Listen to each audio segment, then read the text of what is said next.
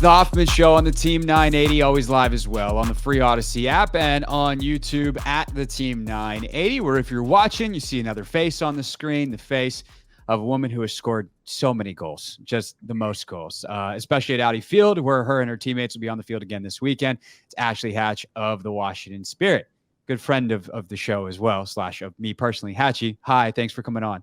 Yeah, thanks for having me. Happy to be here.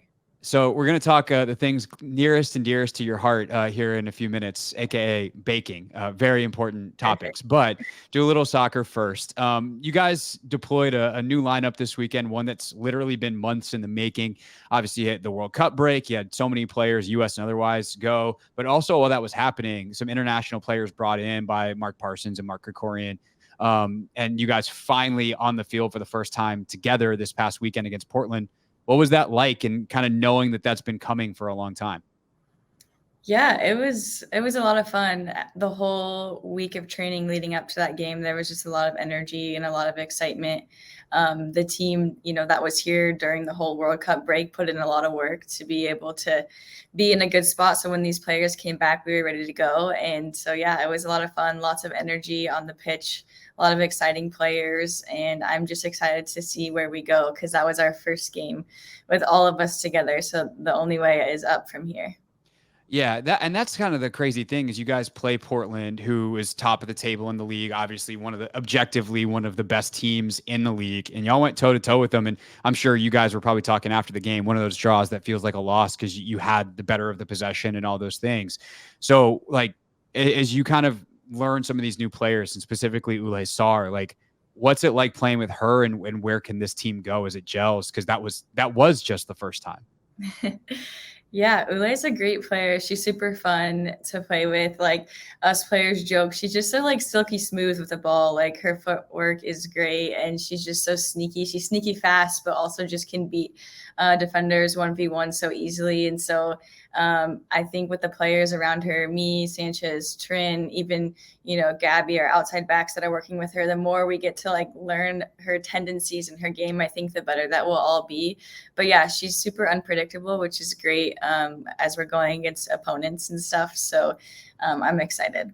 I like that word for her, sneaky, because she's just so Yeah. smooth. Like Yeah. Tran on the other side is like she's just like a violent athlete. I mean that in such like the most positive way possible. Like her athleticism, you're like undeniable, cannot miss it. And you're very similar in that way. And I thought that was the crazy thing about Ule watching her play this weekend is she just glides past people. It looks like she's not trying. When did you Yeah. first notice that in practice? And perhaps maybe any defenders be like, oh, I guess she is trying because she's going past me. Yeah, I mean, the second that she started playing with us in training, like it was pretty obvious that she feels comfortable with the ball at her feet and that she is just really good with the ball at her feet. She can get her shot off really quick as well, and she has a killer shot, which I'm excited to see more of.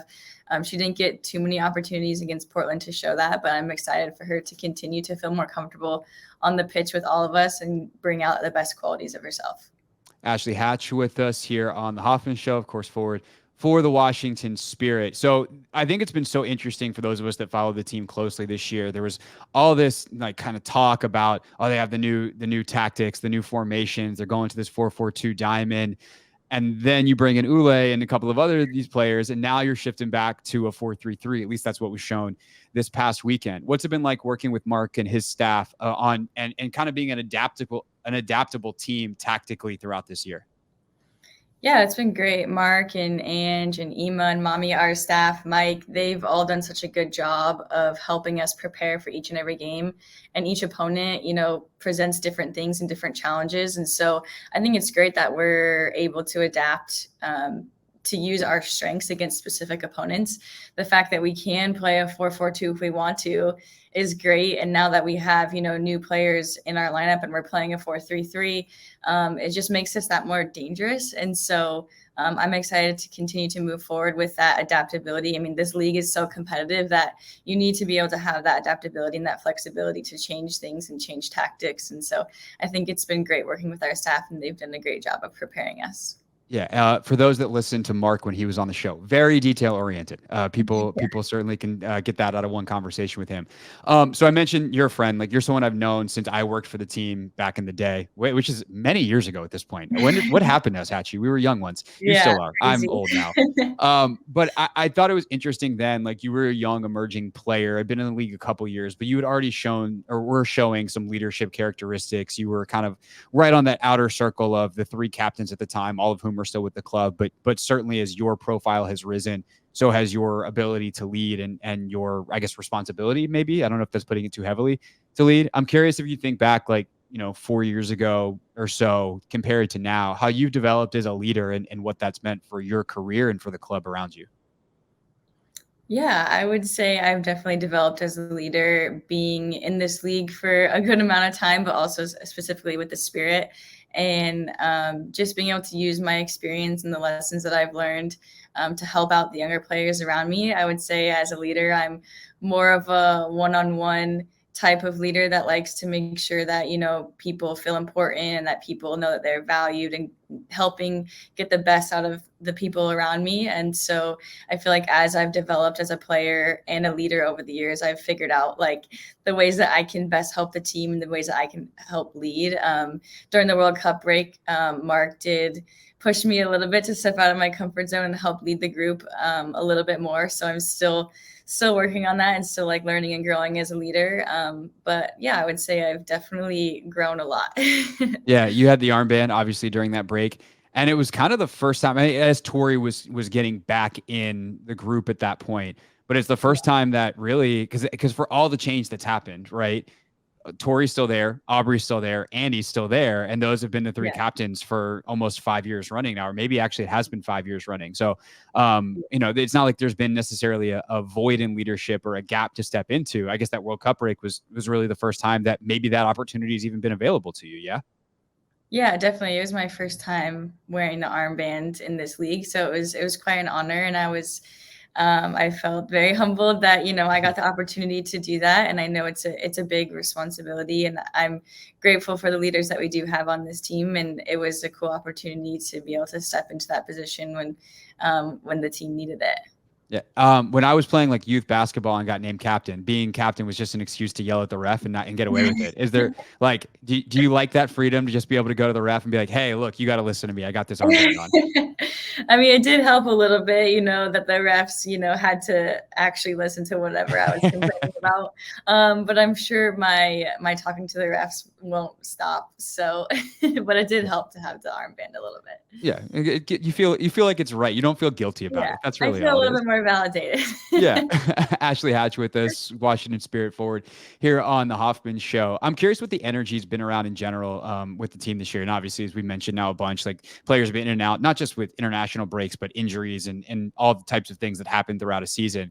But you've had the ownership stability. Obviously, we don't need to rehash any of the last instability of the last couple of years. But just now that it feels like that stuff is behind and the club is moving forward in a different direction, what's it been like within the team this year from kind of an energy / vibes standpoint? It's been great, honestly. It's not always sunshine and rainbows, but us as players, we've been able to focus so much more on our product on the pitch because of all the support that we have off the pitch, and our staff has like quadrupled since, especially when you were with us. So to be able to have So that, I've heard. yeah, to be able to have that support is huge, and it just helps us as individuals to be able to continue to focus on what we do best, which is playing soccer. And then also as a collective, we feel that support and we feel that belief around us like every single day, and that consistency showing up every single day and having that consistent support is huge. So the energy has been great. We've been able to make so many strides within this season and not have to like worry about off pitch issues or dealing with ownership or whatever challenges it may be. So Michelle's vision for the club has been great, and it's very obvious that she's wanting to change women's football for the better, and so I'm glad that she chose us to start her mission with. Yeah, definitely. One part of that expanded staff is the sports performance part of it, led by Dawn Scott, who's a legend within the sport. But I know she's got a great staff underneath her, and it's really those are the folks that are hands on every day. But what's been that part of it? I mean, obviously, we got an all-time quote from Andi, the fit as hell quote, in that set that I think it was a post-game interview, halftime interview, whatever it was. But beyond a T-shirt and a quote and a slogan, like what is it meant for, especially someone like you? I'm pretty fascinated because like you were someone who put in a ton of work. I'll try to tell this story as efficiently as possible without embarrassing you. But like when I was there, like you see a Hatchie literally being the first one out on the field or the last one out, or, you know, when we were down in Florida for preseason camp and, you know, COVID was about to hit, there's, you know, any number of things people could do because we probably weren't going to be playing anytime soon. And Hatchie's out there running wind sprints because that's just like how you're wired. But to have this high level coaching and maybe some more direction on that, how has that impacted you as a player? Yeah, it's impacted me a lot. Like you said, I've already created a lot of habits just being in the league and being a professional for a little bit now. But to be able to have Dawn and her staff and even our technical staff as well, be able to just like fine tune a few things, and like you're always going to want to like learn and continue to grow. I know that I don't have everything perfect. So to be able to get, you know, that 1% better, or just to tweak, you know, a little bit of my lift or my nutrition or my hydration, even sleep. I feel like sleep is something that we've been like paying a lot more attention to. And we're all, you know, wearing these Aura rings to be able to like look at our sleep every night and to evaluate. And it's like, do I need to sleep with less blankets? Do I need to turn the temperature a little cooler? Do I need to go to bed a little sooner? Like all these like small gains that make a huge difference. So yeah, to be able to have Dawn and her staff and all their expertise, and like I said, consistency is huge, and they've been able to kind of help us stay in that consistency, especially with this long season, making sure that you're on top of all of those little things, because it really does add up, especially this time of the season when it's like the end of the season and you've played a lot of games. So yeah, they've helped me a ton, just kind of fine tune some of my habits and continue to just educate myself on what's best for me. Yeah, I think that's really great to give those examples too, because we always hear about like, oh, searching for that 1%, and who knew it was like, oh, we need more or less blankets or a degree or less on the thermostat at night. But it really can be that. All right, now to the part that we've all been waiting for. Ashley Hatch is with us here on the Hoffman Show. So for those that follow you on Instagram know you're a huge baker, love to do it. Not the only one on the team. Aubrey Bledsoe famously, or I should say Aubrey Kingsbury. Sorry, Obs. You know, loves to bake as well. What's your favorite thing you've baked? I'm going to say in the last 6 weeks. Definitely my chocolate chip cookies. Those are staple, and I've made them probably too many times in the last 6 weeks because I've been making them for other people. There happens to be leftovers. So yeah, I would say my chocolate chip cookies are definitely up there, but Jeff and I are next are going to be making Muddy Buddies or puppy chow, whatever you call them. Okay. So that's Do you have a recipe that you feel good about? Or just like a new endeavor? Oh no, this is like a family, like Jeff's family recipe, like staple. So yeah, we're ready to share it with the world. I've made it for the team a couple of times. So yeah, that's on the queue. We have a few more that we've already like done that we're gonna share, but that's in the queue. All right, it's in the queue. And actually, I'm glad you mentioned Jeff, my buddy, my pal. He of the recent hole-in-one fame. At what point did you just decide we need to start having fun with Jeff on social media and make him into a star celebrity? Honestly, it's been a long time coming because he's so shy. He doesn't like to be like, every time I put him on my Instagram, he's like, don't do it. People want to see you. They don't want to see me. I'm like, no, like you're a huge part of like who I am in my life, and it's fun and we have fun together. So I finally got him out of his comfort zone, and he's kind of stepped into it a little more. And yeah, it's been a lot of fun and people have been really enjoying it. So I'm sure we'll see a lot more of Jeff.